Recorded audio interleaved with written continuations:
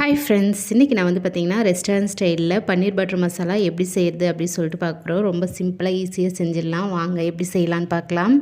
First வந்து பார்த்திங்கன்னா ஒரு கடாயில் வந்து எண்ணெய் ஊற்றிக்கிறேன். இதுக்கு வந்து பார்த்திங்கன்னா 2 வெங்காயம் 2 தக்காளி இஞ்சி பூண்டு வந்து எடுத்துருக்கேன். ஃபஸ்ட்டு வந்து வெங்காயத்தை போட்டுக்கிறேன். வெங்காயத்தை போட்டு நல்லா வதக்கிறேன். இதுக்கு வந்து பார்த்திங்கன்னா இந்த கிரேவி சப்பாத்தி பூரி அப்புறம் வந்து புலாவ் அப்புறம் தேங்காய் பால் சாதம் இந்த மாதிரி சாதத்துக்கெலாம் சூப்பராக இருக்கும். சாப்பாட்டுக்கும் நல்லாயிருக்கும். ட்ரை பண்ணி பாருங்கள். இப்போ வந்து பார்த்திங்கன்னா வெங்காயம் வதங்கினதும் இஞ்சி பூண்டும் போட்டு இது கூட வதக்கிறேன். அப்புறம் வெங்காயம்லாம் வதக்கினதுக்கப்புறமா நம்ம தக்காளியை போட்டு வதக்கிறேன்.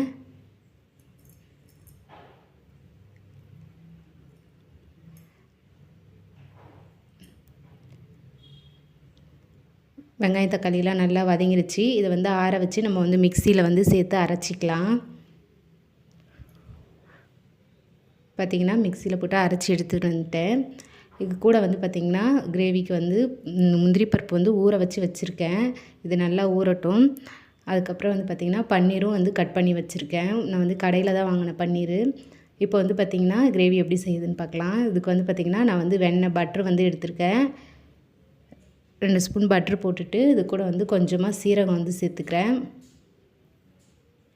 ஒரு வெங்காயத்தை பொடியாக கட் பண்ணி இது கூட சேர்த்துக்கிறேன். போட்டு நல்லா வதக்கிட்டு ஒரு பச்சை மிளகா காரத்துக்கு வந்து எடுத்துருக்கேன். அதையும் இது கூட போட்டு நல்லா வதக்கி விட்டுக்கிறேன்.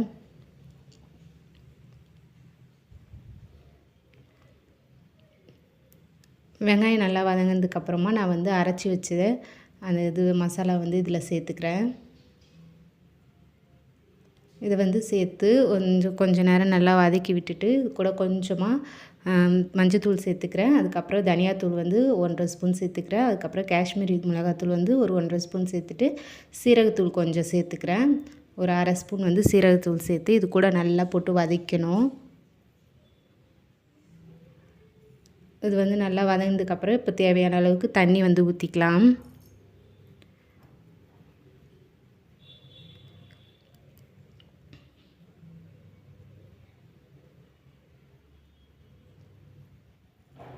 தண்ணி நல்லா ஊற்றி நல்லா கொஞ்சம் கொதி வரட்டும். அப்போ வந்து நம்ம பார்த்திங்கன்னா இந்த பன்னீர் நம்ம கட் பண்ணி வச்சுருக்கோம் இல்லைங்களா, அந்த பன்னீரை எடுத்து இது கூட நம்ம வந்து சேர்த்துக்கணும். ரொம்ப ஈஸியாக சிம்பிளாக செஞ்சிடலாங்க. கொஞ்சம் தேவையான அளவுக்கு உப்பு சேர்த்து நம்ம வந்து பன்னீர் வந்து இப்போ வந்து போட்டுக்கலாம். நல்லா கொதி வந்துடுச்சு. கிரேவியும் கொஞ்சம் கெட்டியாக ஆகிட்டுருக்கு. இந்த டைமில் தான் நம்ம இந்த மாதிரி சேர்க்கணும். பன்னீர் வந்து சாஃப்டாக தான் இருக்கும், சீக்கிரம் வெந்துடும். இது கூட கொஞ்சமாக வந்து கரம் மசாலா வந்து கடையில் விற்கிற கரம் மசாலா தாங்க சேர்க்குறேன். கொஞ்சமாக வந்து சேர்த்துக்கலாம். உங்களுக்கு வந்து ரெஸ்டாரண்ட் ஸ்டைலில் சூப்பராக இது கிடைக்கும். இதுக்கு வந்து கஸ்தூரி மேத்தி போடலாம். என்கிட்ட கஸ்தூரி மேத்தி இல்லை. நான் வந்து சிம்பிளாக தான் செய்கிறேன். இப்போ வந்து பார்த்திங்கன்னா நம்ம அரைச்சி வச்ச அந்த முந்திரி பருப்பு வந்து ஊற வச்சு அரைச்சி எடுத்து இதில் ஊற்றிக்க வேண்டியதாக. அப்போ தான் வந்து பார்த்திங்கன்னா நல்லா கிரேவியாக நல்லா சூப்பராக இருக்கும். லாஸ்ட்டாக வந்து நான் கொத்தமல்லி தலையை வந்து போட்டு ஆஃப் பண்ணிடுறேன். அவ்வளோதான் ஃப்ரெண்ட்ஸ். இந்த பன்னீர் பட்டர் மசாலா ரொம்ப சிம்பிளாக ஈஸியாக செஞ்சிடலாம். இந்த மாதிரி செஞ்சு பாருங்கள். இந்த வீடியோ உங்களுக்கு பிடிச்சதுன்னா லைக் பண்ணுங்கள், ஷேர் பண்ணுங்கள், கமெண்ட் பண்ணுங்கள், மறக்காமல் சப்ஸ்கிரைப் பண்ணுங்கள். அப்படியே பெல் ஐக்கானையும் கிளிக் பண்ணிவிடுங்க. பாய்.